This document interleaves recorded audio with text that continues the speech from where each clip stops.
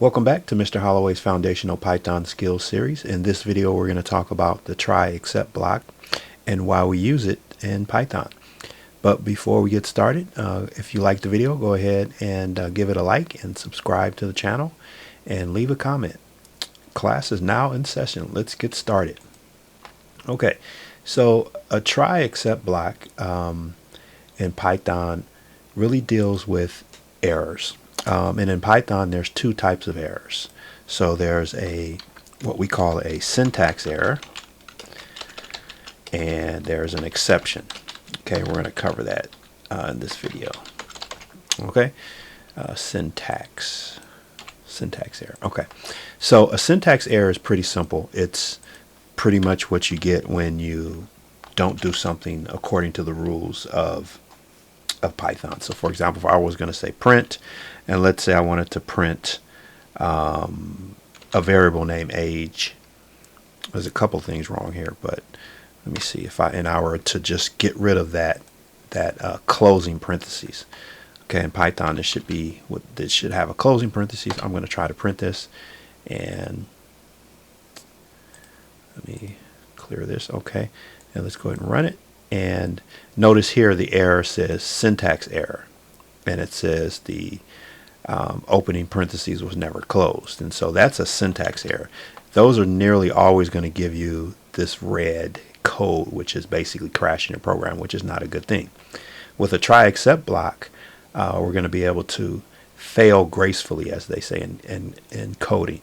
All right, and so let's go ahead and do a try except block. So in try, it's basically try, and then you have the except. Okay. All right, so you have the except block. So in this block is basically where you're going to write your code. So this is what you can do anything here. You write your code, and then the except block is where you basically print out some message if something goes wrong. So let's look at this part here. So I'm going to say print, and I'm going to say age. All right, and then it's not going to compile correctly. So I'm going to say print, you made a mistake.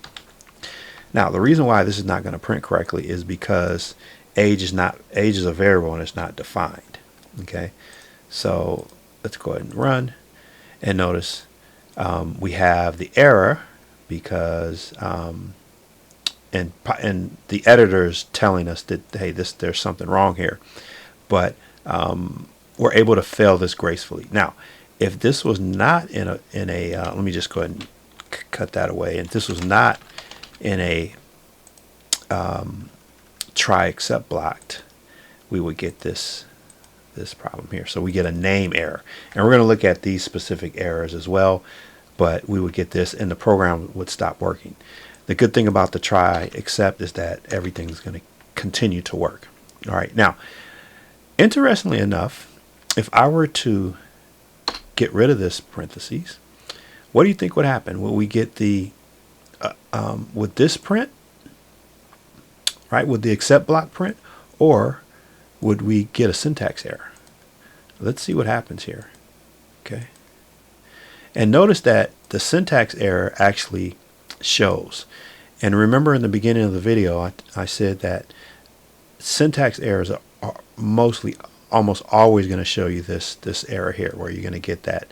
There's no way to really fix that in a try except block, and so that's just one key point to remember. All right. Okay, now let's come back to this name error. I'm going to come back here and let's just go ahead and run this again. So everything looks good from a syntax point of view, but we're still going to get this error. So when we run this, we made a mistake. Now, this is called a name error. So just to show you, let me just do this again. So I'll get that. So we're going to print age. All right, so it's not defined. And we're just going to go ahead and run it, and we get a name error. So this is a specific error called a name error. So now what we're going to do is we're going to handle the name error specifically. So the way we do that is we're going to say name error. Okay, so this is we can handle exceptions, specific exceptions, and we're going to go through a list of them in the next couple of examples. So I'm going to say NameError. You made a mistake, okay? And so we're just going to go ahead and run that again, and we made a NameError. All right, now let's talk about a value error. So I'm going to go ahead and put this down here, and I'm going to say except, and we're going to say value error. Now a value error is like so. I'm going to do, we're going to say name is equal to Bob.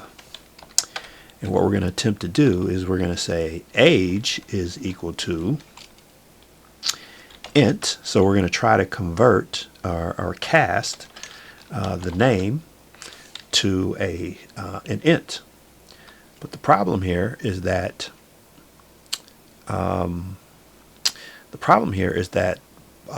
this is a string, so we can't convert a string here. Actually, let me go ahead and do this. So we're going to put this message here, and we're going to say value error. You made a mistake. Okay. All right. So yeah, we should just that'll work. All right. So now we have two exceptions here. We're looking for a name error, and we're looking for a value error. So if there is an error in any of those, it will show the appropriate error. This is going to yield a value error. So we're going to run. Here it is. All right, so value error, you made a mistake. Now notice that we also have the name error there, which we don't get that error because everything turns out okay because there are no name errors. Let's go through a few more. We're going to do a type error. Okay, so I'm just going to go ahead and copy this code, and I'm going to say this is a type error, and we need to make sure that we put this inside here. I'll just copy this, and now we have three exceptions. We have a name, a value, and a type. So now we're going to create a type error so that we actually show that error. Okay, so let's go ahead and do. We're going to do sum is equal to 4 plus hello. All right, so here what we're trying to do is we're trying to basically add an integer in a string and assign it to a variable, but this is going to yield a type error. All right, so let's go ahead and run. And there it is. So we're able to handle that error specifically so that we can keep going and we don't have any, or failing gracefully, as they say. All right, let's go for one more. We're going to do, let me copy this. We're going to do what's called an index error, and the index error is usually what happens when you're, it's actually a very easy error to figure out once you learn what it is, but it usually happens when you're searching through some sort of list. Okay, let me see that.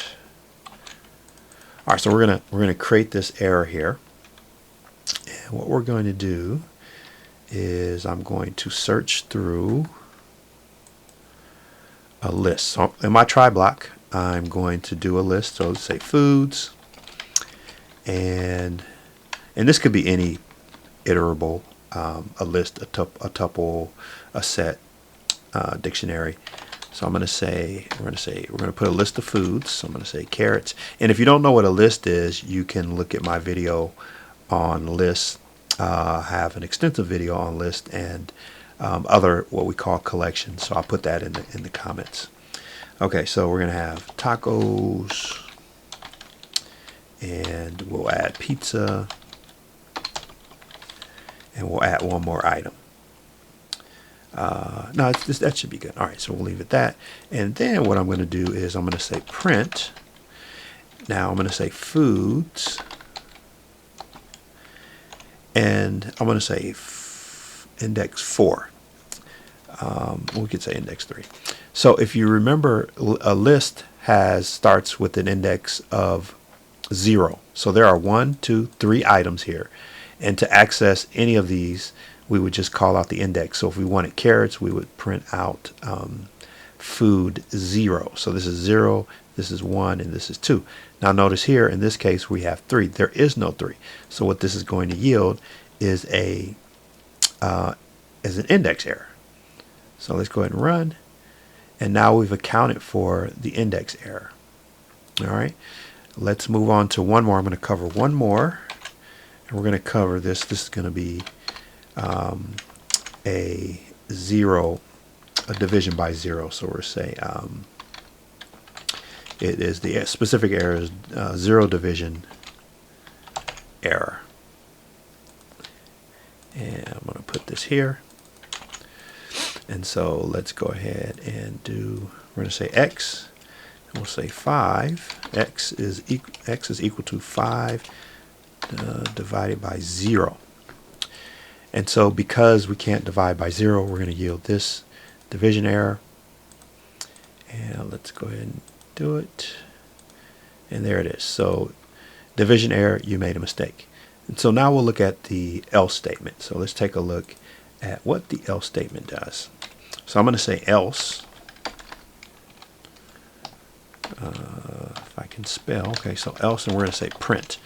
Else statement. Else print statement printed. All right, so right now we have an error. And so if we run, we're going to get the zero division error. Now, I'm going to get rid of the error simply by changing this so that this is actually going to run, and notice what we get. And so now we get the else statement was printed, and the reason why is because there were no errors. So this will print if there are no errors. So again, the else statement will print if there are no errors. So we've gone through 5 different types of errors, and it says, hey, there's no errors, so we're going to print this. All right, now, last thing we're going to talk about is the finally statement. So we're going to do finally. So the finally is going to print regardless if there's an error or not. So I'm going to say finally statement printed. And so if you look at this setup now, what do you think is going to print? I don't have any errors. I have an else statement. I have my exceptions, and then I have an else and a finally. So let's see what happens. So I'm going to run, and notice no errors. So this does not execute, but we get the else statement printed, and we get the finally printed. Okay. Now let's introduce an error. So I'm going to introduce this error. This should yield the zero division error. And let's see what we get. So if I click run, notice I get the error and I get the finally statement. So the finally is going to print regardless if the code executed or not. And so that's pretty much it. And just for good measure, let's do this. Let's introduce a syntax error here under all of this. And I want you to think about we'll say X. What's going to print here? So we have 3 accepts, we have an else, and we have a finally. But we've introduced a syntax error. And if you remember what I told you in the beginning, you should kind of know what's going to print. So let's go ahead and run it. And notice again, this failed miserably. So it introduced a syntax error. So as you can see, syntax errors are hard to kind of have, your program fail gracefully as we've done here with exception. So with exception, with the try except block, we can fail gracefully. The program's not going to crash. We can continue on and do something else. All right. So that concludes this video for the try except block of code. If you liked it, if you liked the video, go ahead and like it, comment, and please subscribe to the channel. And I will see you in the next video. Class is now dismissed.